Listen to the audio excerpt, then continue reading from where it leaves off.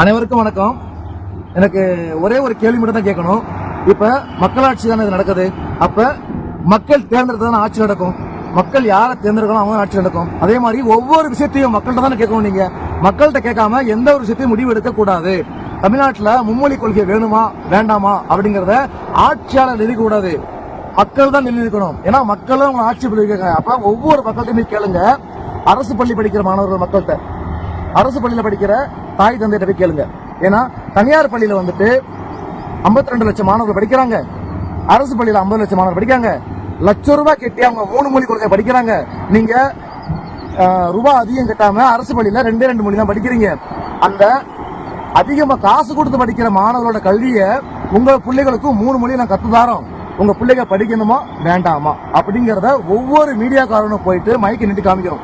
ஒவ்வொரு தெருவுலையும் கேட்கணும். நீங்க அப்படி இல்லையா? நானே கேட்கறேன், என் தெருவில் நான் கேட்கறேன்.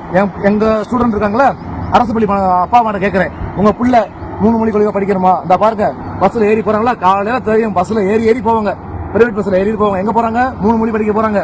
எப்படி? லட்சம் ரூபாய் கட்டி தாலி அடமானம் வச்சு படிக்க வைக்கிறாங்க.